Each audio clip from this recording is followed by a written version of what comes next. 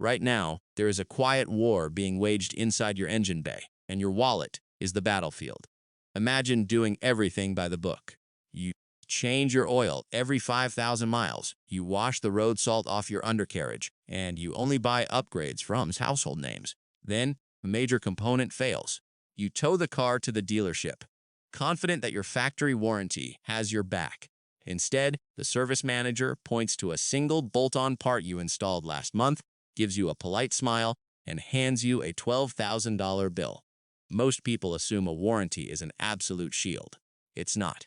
Dealerships aren't looking to pay for a failed engine block or transmission if they can find even a single loophole to get out of it. Today, we are exposing the reality of the aftermarket landscape that corporate lawyers don't want you to understand. We aren't talking about cheap, unbranded knockoffs from random online marketplaces. We are talking about massive, multi-million-dollar aftermarket brands that sell you the illusion of performance while quietly leaving your factory powertrain protection completely exposed to a denial.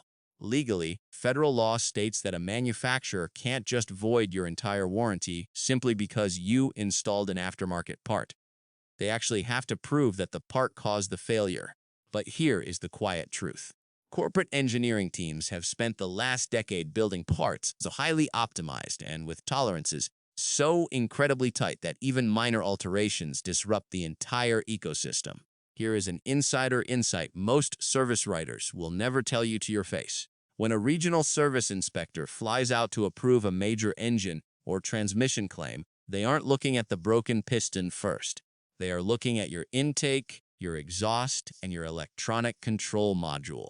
If they see the wrong brand stamped on those components, your claim isn't just delayed. It's flagged in the nationwide corporate database permanently. By the end of this video, you'll know the 4 exact brand types that trigger these red flags instantly, and the 3 safe havens that offer real performance without falling into the corporate trap. To understand how aftermarket choices either destroy or preserve your warranty, we have to strip away the emotional marketing. No forum opinions, no brand loyalty, just cold, hard mechanical data. To keep this an apples-to-apples comparison, we are analyzing the microscopic environmental stress placed on a standard modern forced induction powertrain. We are looking at fluid flow, thermal cycles, and particulate filtration efficiency under identical load profiles. When modifying or maintaining a vehicle under warranty, consumers generally fall into one of 3 categories, using 3 entirely different tiers of components. First, we have the corporate or standard choice. This represents your standard factory OEM pads or economy paper filters. This is what the manual tells you to buy. It is designed around compliance, average use cases, and absolute cost efficiency for the manufacturer. Next is the heavyweight or overkill choice. This represents track-ready ceramic pads or full-race, ultra-low restriction mesh filters. These brands scream maximum performance and appeal to drivers who want the absolute strongest or highest flowing option available on the market. Finally, we have the balanced winner. This tier represents premium semi-metallic pads and high-end synthetic blend multi-layer filters.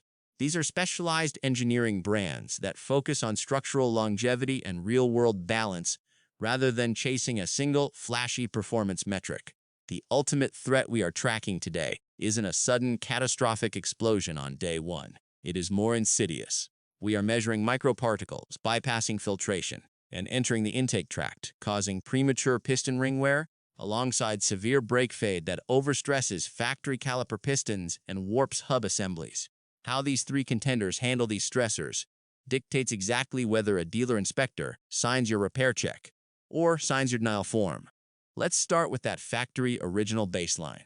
On paper, it is the safest bet in the world. It's cheap, easy to find, and because it has the manufacturer's logo on the box, the dealership can never use it against you. But let's look at the dark side of this corporate favorite.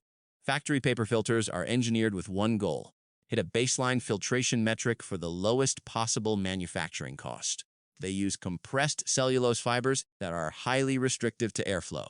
Under heavy load or in high humidity environments, these fibers swell, choking the engine's volumetric efficiency, the ratio of air entering the cylinder to the cylinder's actual volume.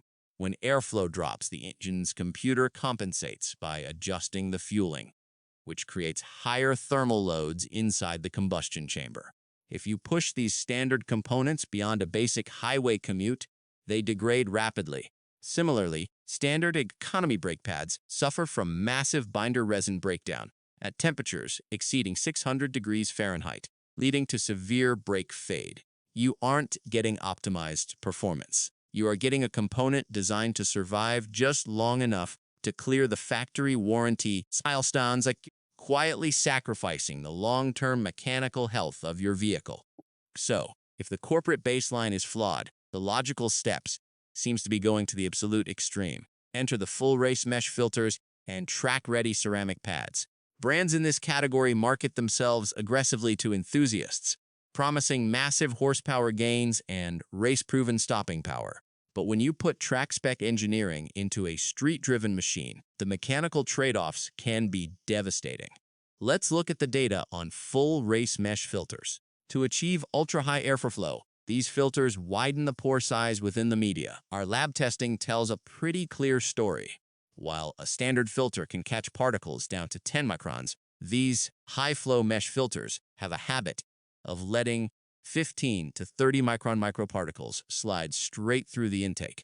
This essentially sandblasts your cylinder walls, stripping away the crosshatch patterning that's supposed to hold oil in place.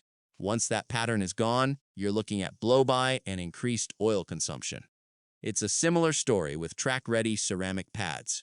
They need massive amounts of heat, usually over 400 degrees, just to start working properly. If you're just driving a cold morning commute, they actually have less bite than a cheap economy pad. This leads to heavy drag, sluggish response, and enough vibration to rattle your factory suspension links. One master technician at a top-tier European dealership put it bluntly: "We see trucks coming in on tow trucks all the time with scored cylinders or warped calipers. The second I spot an oiled mesh filter or race pads that weren't bedded in right, I make sure to document it." When corporate sees that data, they deny the claim immediately, citing operating outside intended design parameters. The customer thinks they bought the best parts, but they actually just fast-tracked their way to a denied warranty. When you look at the data, the reality is hard to ignore. Extreme choices create extreme vulnerabilities. Surprisingly, the real winner in this evaluation isn't the race gear. It's premium semi-metallic pads and high-end synthetic blend filters. Why does balance win? Because engineering is essentially a game of compromise.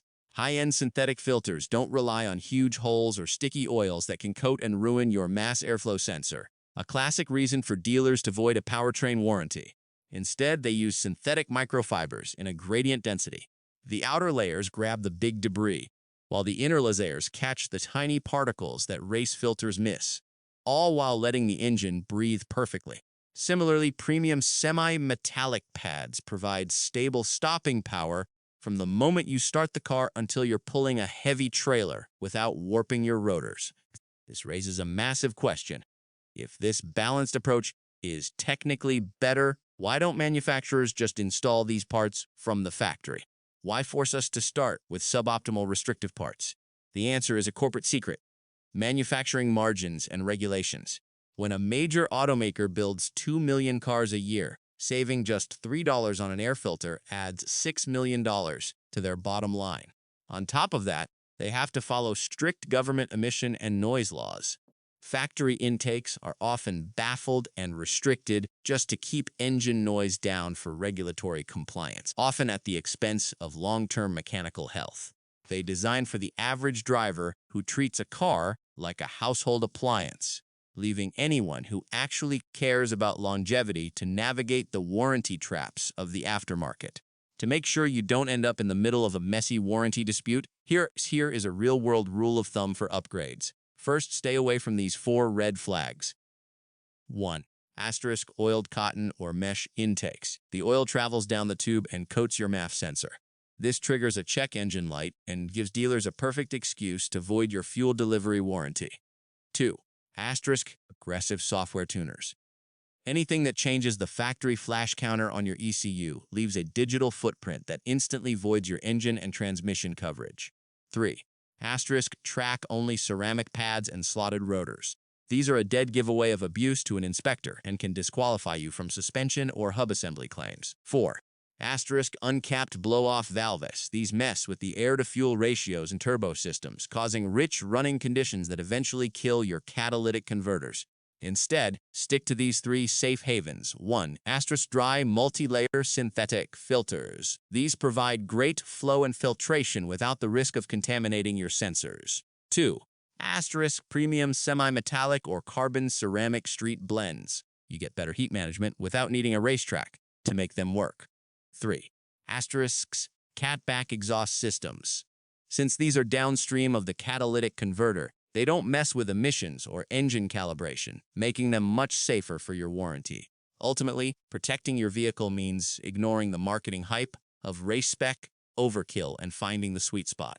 In the real world, balance always wins. Take a look at your own setup. Think about the parts you've installed over the last year. Knowing what you know now about how corporate inspectors operate, would your current mods actually survive a $12,000 warranty claim? Let's discuss it in the comments.